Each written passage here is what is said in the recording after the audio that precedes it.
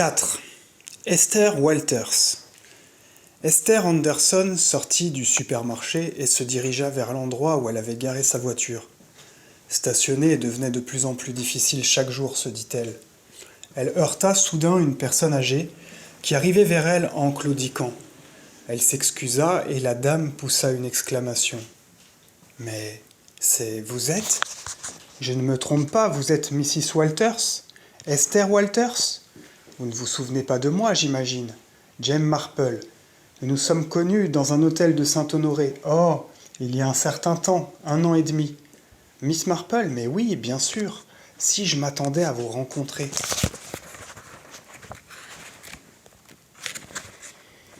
Que je suis contente de vous revoir. Je vais déjeuner chez des amis, non loin d'ici, mais je dois repasser par Alton plus tard. Serez-vous chez vous cet après-midi ? J'aimerais tellement que nous bavardions un peu. C'est si bon de retrouver une amie. Oui, volontiers. Quand vous voudrez, après 15 heures. Rendez-vous fut pris. Cette vieille Jane Marple, fit Esther Anderson, en se souriant à elle-même.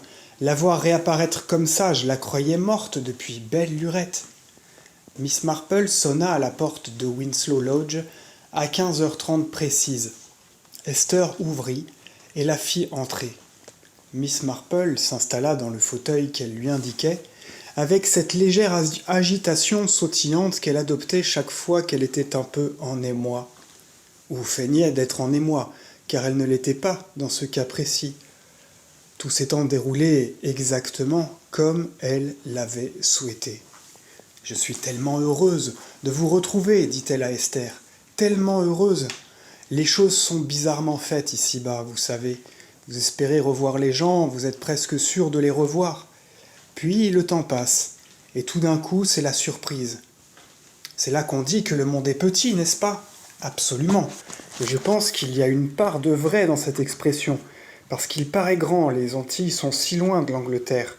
Je veux dire que j'aurais pu vous rencontrer n'importe où, à Londres ou chez Harrods, dans une gare ou dans un bus. Les possibilités sont si nombreuses. C'est vrai qu'elles sont nombreuses, répondit Esther. Je ne me serais certainement pas attendu à vous rencontrer par ici, car ce n'est pas trop votre secteur, je crois. Non, effectivement, bien que ce ne soit pas si éloigné de Sainte-Marie-Mide où je réside. Je crois qu'il n'y a en fait qu'une 40aine de kilomètres. Mais 40 kilomètres en race campagne, quand on n'a pas de voiture, je ne pourrais pas m'en offrir une de toute façon, et puis je ne sais pas conduire, alors à quoi bon ? Quand on n'a pas de voiture, disais-je, on ne voit que ses voisins sur le trajet du bus, ou alors il faut prendre le taxi pour sortir du village. Vous avez une mine superbe, dit Esther. J'allais dire exactement la même chose de vous, ma chère. Je ne savais pas que vous habitiez par ici. C'est tout récent, depuis mon mariage en fait. Ah, votre mariage. Très intéressant. J'ai dû manquer l'annonce, je lis toujours les rubriques matrimoniales. Cela fait 4 ou 5 mois, je m'appelle Anderson maintenant. Mrs. Anderson, répéta Miss Marple. Oui, il faut que j'essaye de me mettre ce nom dans la tête. Et votre mari ? Il n'aurait pas semblé naturel, pensa-t-elle, de ne pas poser de questions sur le mari. Les vieilles filles sont curieuses, c'est bien connu. Il est ingénieur en études des cadences. Elle hésita. Il est un peu plus jeune que moi. Tant mieux, fit immédiatement Miss Marple. Les hommes vieillissent tellement plus vite que les femmes de nos jours. Je sais qu'on disait le contraire auparavant. Mais c'est vrai, ils ont toujours quelque chose qui ne va pas. Peut-être qu'ils se font trop de soucis et qu'ils travaillent trop. Ils attrapent des problèmes de tension, trop ou trop peu, parfois. Un petit quelque chose au cœur. Ils sont assez sujets aux ulcères à l'estomac également. On ne fait pas tant de chichi, nous autres. Je crois que le sexe fort, c'est nous. C'est possible, oui. Elle souriait à présent à Miss Marple, laquelle se sentit rassurée. La dernière fois qu'elle avait vu Esther, celle-ci la regardait avec des yeux haineux et sans doute la haïssait-elle à ce moment-là. Aujourd'hui, en revanche, elle ressentait peut-être un peu de gratitude.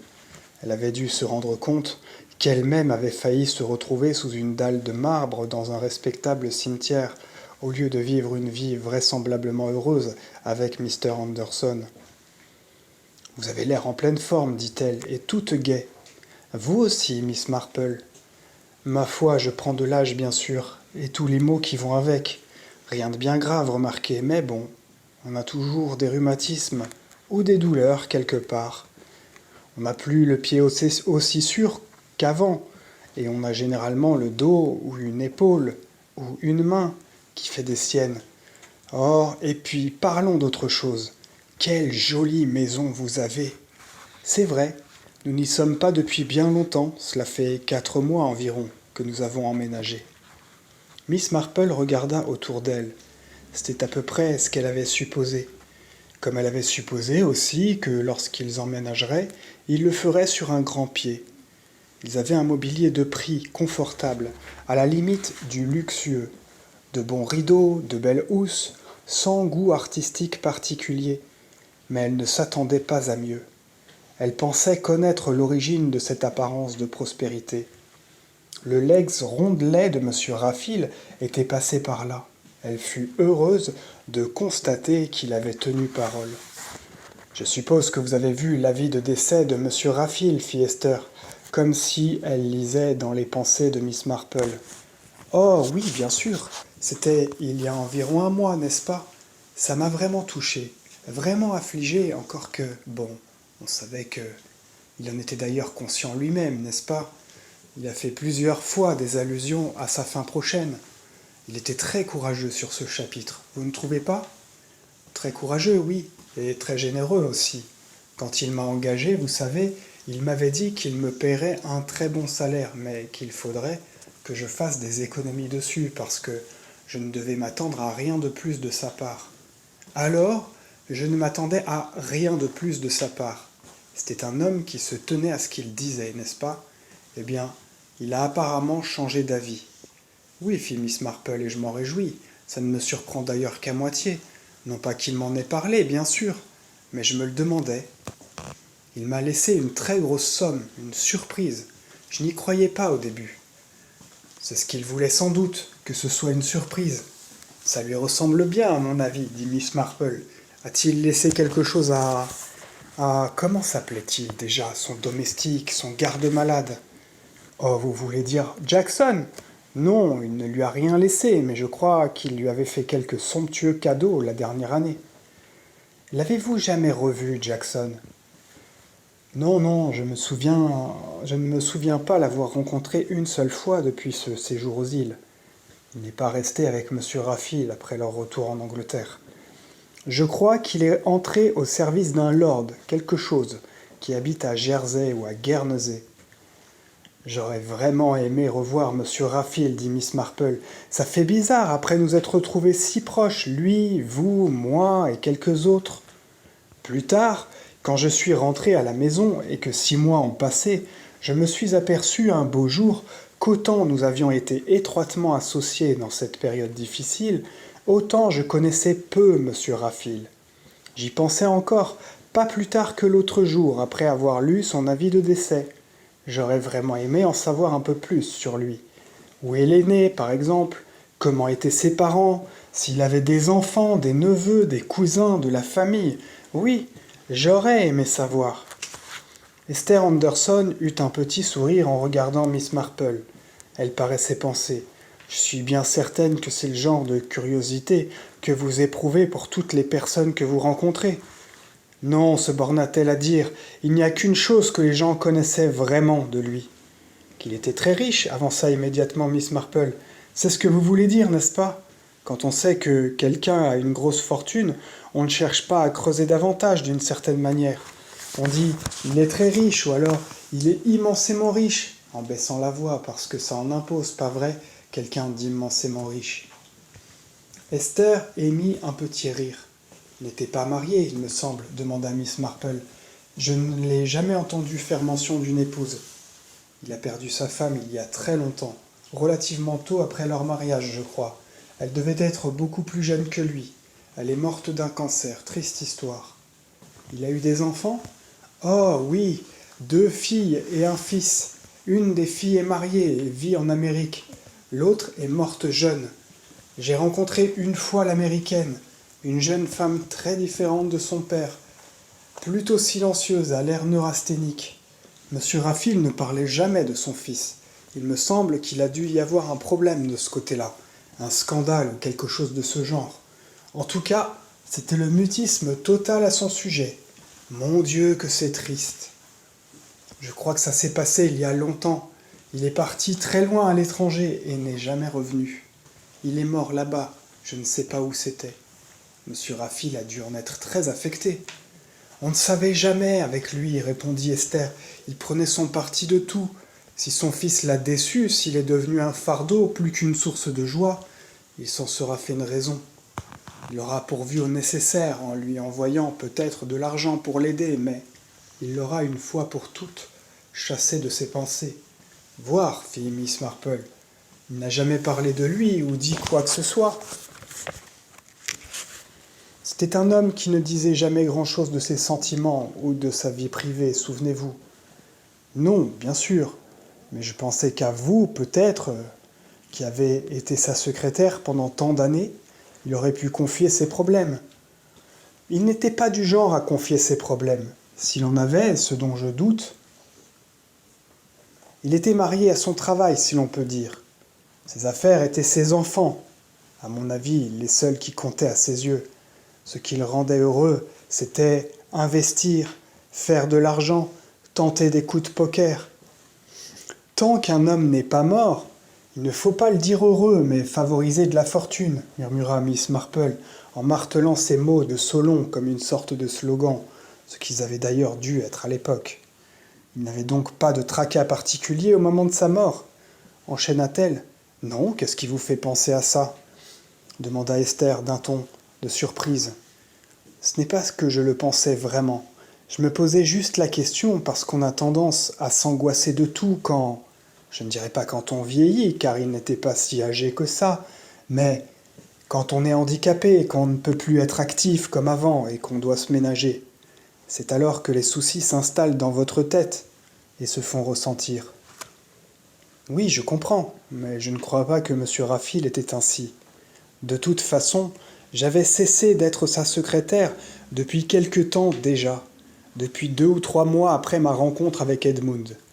Ah oui, votre mari, M. Raffil, doit avoir été tout triste de vous perdre. Je ne pense pas, dit Esther sur un ton léger.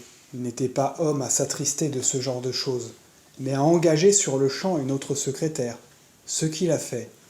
Si elle ne lui convenait pas, c'était au revoir et merci avec une indemnité de départ, et il prenait quelqu'un d'autre jusqu'à ce qu'il trouve chaussure à son pied. Il avait un grand sens pratique, toujours. Oui, certes, il se mettait pourtant facilement en colère. Oh, il adorait se mettre en colère. Ça devait satisfaire son goût du drame. Son goût du drame, répéta Miss Marple d'un air songeur. Pensez-vous, je me le suis souvent demandé, que M. Raffil se soit intéressé à la criminologie, à son étude? Enfin, je ne sais pas. À cause de ce qui s'est passé aux Caraïbes? La voix d'Esther était devenue soudain plus dure. Miss Marple hésita à poursuivre, et pourtant elle devait d'une manière ou d'une autre essayer de glaner quelques renseignements intéressants. Non, pas directement, mais il a pu ensuite réfléchir à l'aspect psychologique de tout ça, ou s'intéresser à des affaires où la justice n'avait pas été rendue correctement, ou... Ah, peu importe. Elle perdait de plus en plus le fil. Pourquoi se serait-il intéressé à ce genre de choses?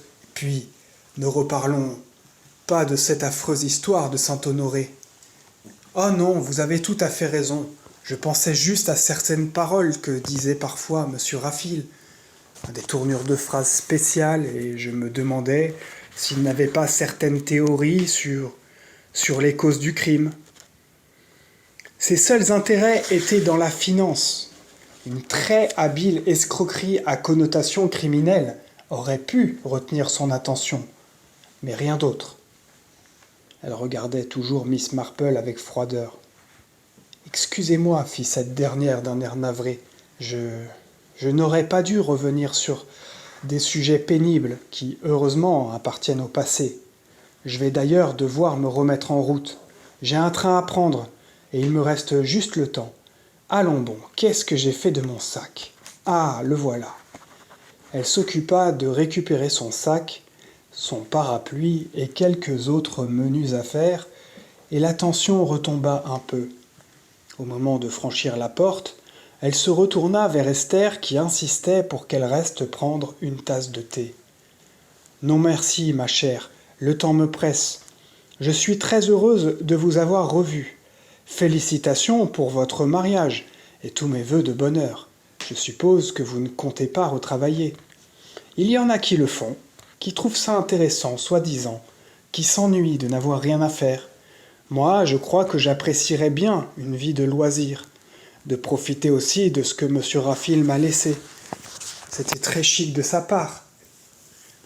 Et je suis sûr qu'il serait d'accord pour que je me fasse plaisir, même si je le dépense, à ce qu'il considérerait comme des futilités féminines. De beaux vêtements, le coiffeur, tout ça quoi. Des niaiseries pour lui. Je l'aimais beaucoup, vous savez, beaucoup. Sans doute parce qu'il représentait une sorte de défi pour moi. Il était difficile à vivre et ça m'amusait de contrôler la situation. Et de le contrôler, lui? Pas tout à fait, mais peut-être un petit peu plus qu'il croyait. Miss Marple s'éloigna dans la rue d'un pas trottinant. Elle se retourna une fois et fit un signe de la main. Esther Anderson était toujours sur le pas de sa porte et lui renvoya gaiement son salut. J'imaginais qu'il pouvait y avoir un rapport avec elle, ou quelque chose qu'elle savait, songea Miss Marple. Je crois que je me suis trompée. Non, je ne pense pas qu'elle ait un lien quelconque avec cette affaire quelle qu'elle soit. Sapristi, j'ai l'impression que M. Raphaël m'a prise pour beaucoup plus habile que je ne suis. Il attendait sans doute que je reconstitue le puzzle. Mais quel puzzle? Et que dois-je faire maintenant? Se demanda-t-elle en secouant la tête. Elle allait devoir sérieusement réfléchir. Il s'en était en quelque sorte remis à elle pour refuser, pour accepter, pour comprendre de quoi il s'agissait, ou pour avancer sans comprendre, en espérant que sous une forme ou une autre, des indications lui seraient fournies. Parfois, elle fermait les yeux et essayait de revoir M. Raphaël. Assis dans le jardin de l'hôtel, vêtu de son costume colonial, avec son mauvais caractère, ses airs renfrognés, ses traits d'humour occasionnels. Ce qu'elle aurait bien aimé savoir, c'était ce qu'il avait en tête quand il avait combiné et mis en œuvre ce plan. Quand il avait tout fait pour l'appâter, la convaincre, lui forcer la main, même, cette dernière expression étant de loin la plus vraisemblable, connaissant M. Raphaël, afin de la faire accepter. À supposer pourtant qu'il ait vraiment voulu qu'une mission soit accomplie. Pourquoi avait-il arrêté son choix sur elle? Parce qu'elle lui était tout d'un coup venue à l'esprit. Mais pourquoi lui était-elle venue à l'esprit? Elle se remémora les événements qui s'étaient déroulés à Saint-Honoré. Le problème qui habitait M. Raphaël au moment de sa mort n'avait-il pas réveillé en lui le souvenir de son séjour aux Antilles? Existait-il un lien quelconque avec quelqu'un, acteur ou spectateur, qui se trouvait là-bas, et était-ce qui lui avait rappelé Miss Marple? Était-ce cela le fil conducteur? Qu'avait-elle donc qui pouvait la rendre un tant soit peu utile? Elle était âgée, un peu farfelue, tout à fait ordinaire, physiquement plus très forte, mentalement loin d'être aussi alerte que jadis. Quelle compétence spéciale pouvait-elle bien posséder? Elle n'en voyait aucune. M. Raphaël avait-il voulu s'amuser un peu? Même à l'article de la mort, il était capable de s'être livré à une farce dans la droite ligne de son sens de l'humour particulier. Elle ne pouvait nier la possibilité que, sur son lit de mort, M. Raphaël ait signé là sa dernière plaisanterie, pour satisfaire son esprit railleur. Je dois pourtant bien, se dit Miss Marple avec fermeté, avoir quelque chose de spécial, car enfin, n'étant plus de ce monde, M. Raphaël ne pouvait profiter de sa farce. Alors qu'avait-elle donc? Quelle qualité ai-je qui pourrait être utile à tout le monde et pour tout? Elle s'analysa en toute humilité. Elle était curieuse. Elle posait des questions. À son âge et avec sa personnalité, on trouve normal que vous posiez des questions. Tiens, c'était une possibilité, ça. On peut envoyer un détective privé poser des questions ou un enquêteur psychologique.